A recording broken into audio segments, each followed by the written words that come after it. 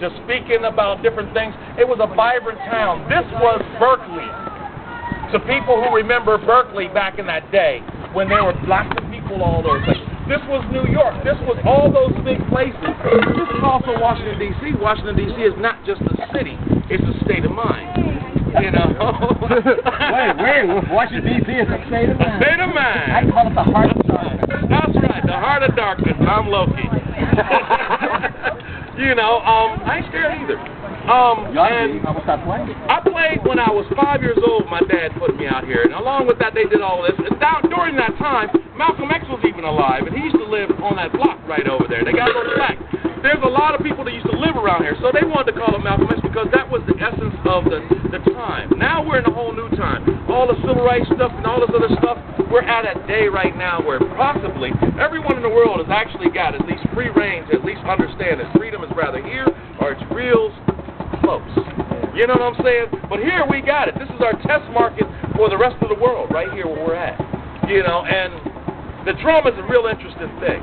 Now, there have been several Babas before all of this. We had Baba and Tume and those guys. They were the guys that started this whole little thing out here. And then we had one of our most popular drummers that people talk about, but they don't talk about that much, is Doc Barnett. Now, Doc Barnett also graduated from Cordoza High. He played with the Blackbirds. He played with Gil Scott-Heron. He was Brother B. Brother B, was you with me? Rhythm Master, Make Me Stronger. That was Brother B, the same little cat that was out here. But he also did the Malcolm X Park drummers and dancers. He was the actual originator and a starter of the drums of passion or the drums of fire that went on to be something even bigger. Now, in the process of that, there have been lots of people that have come. And what I've been noticing as of where we're at right now is that now we've got a plethora of styles. You know what I'm saying? This is beyond neighborhoods of stuff because the drums are very particular. Right here you got a doom or a doombe or whatever somebody else will call it. Somebody call it big drum, somebody call it tom. Right here you got a kunga. This kunga right here is a whole different, there is a culture behind the kunga culture. And right here you have a djembe, but this is not just any djembe, this is one of them big ones. And you know, these things are those talking drums, those things that people used to talk from miles away at each other.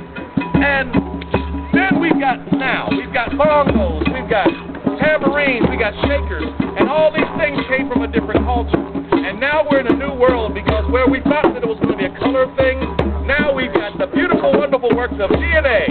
So by 32 strands of DNA, there's more of us that are related to each other right now than ever before.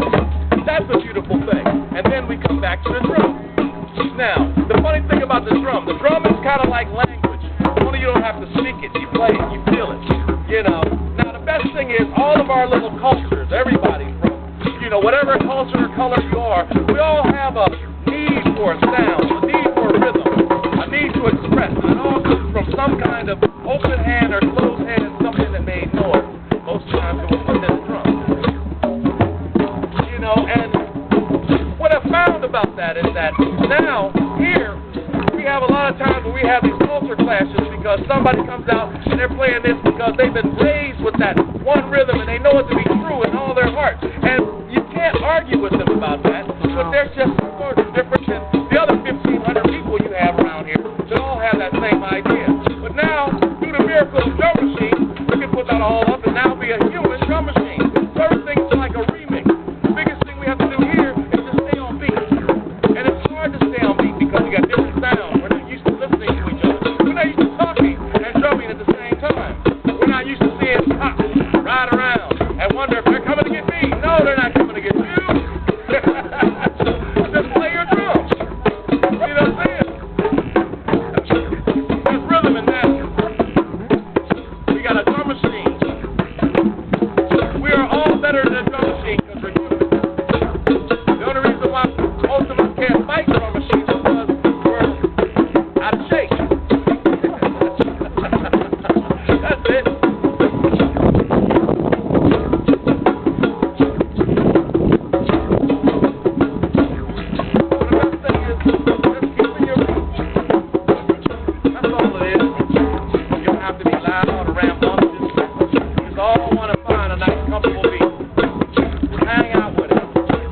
with it like a picnic of rhythm.